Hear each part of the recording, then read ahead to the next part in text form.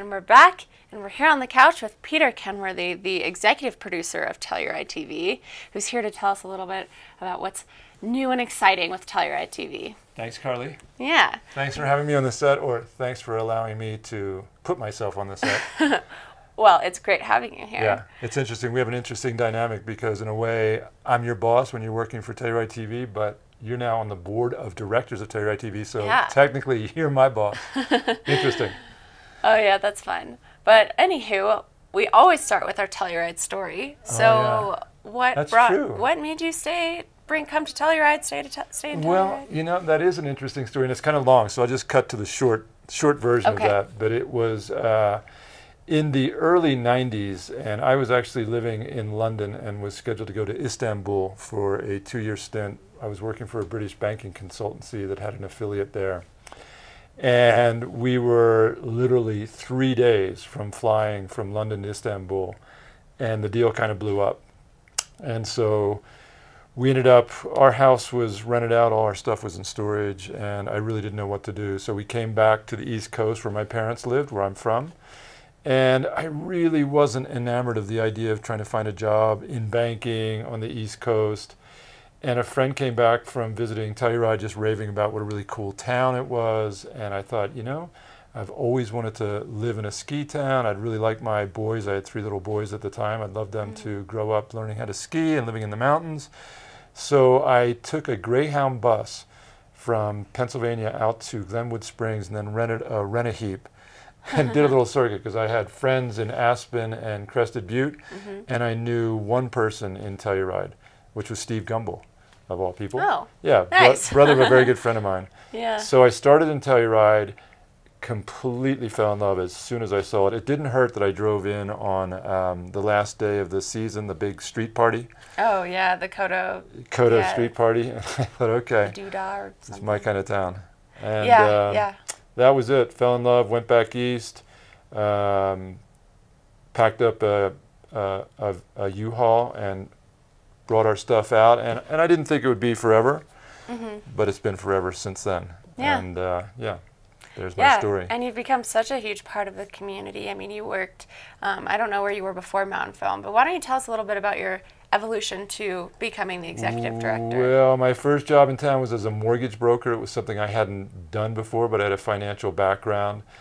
It was interesting. I met a lot of people that way, but I didn't make a lot of money. And then I got a job at the Bank of Telluride, and I was there for a number of years, and then was at Vector Bank for a few years. And I really never liked banking, and it took me 3 times getting out of banking for it to stick.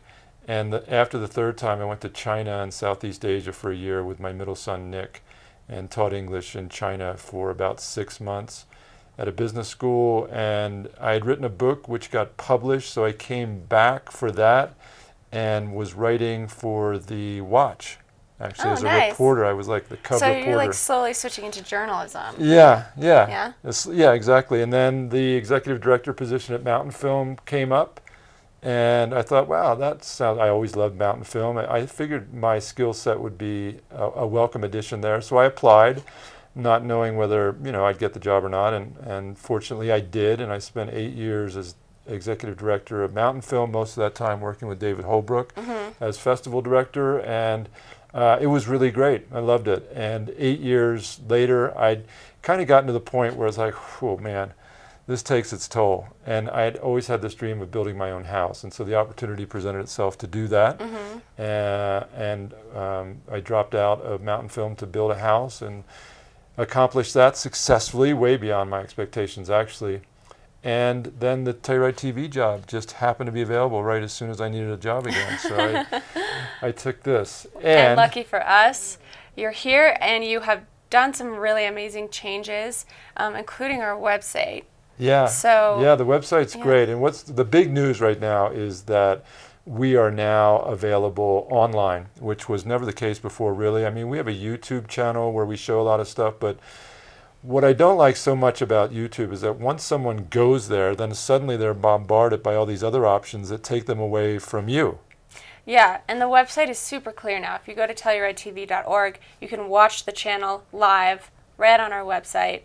As well as all of our other archived content is just in a drop-down menu, and it's so much more well organized. Yeah, it's pretty slick. It's pretty smooth, very streamlined. It's all from the home page, and you can either look stuff up and stay on our website doing that, or you can go to what we call a public site, which is actually hosted by our server company, and then that's really clear as well. Everything we have is categorized by type of programming, and you can just sort of scroll through and pick out what you want to watch. So it may be a play by the Telluride rep from years ago. It may be a Telluride AIDS benefit fashion show. It might be a local business profile. It might be a local business profile. Speaking of that, we're going to head over to some local business profiles next. Thank you so much for coming here and talking Carly. about the website and telling us your story. Yeah, thank you. And thank you for all you do for Telluride TV as well. Appreciate it. You're welcome.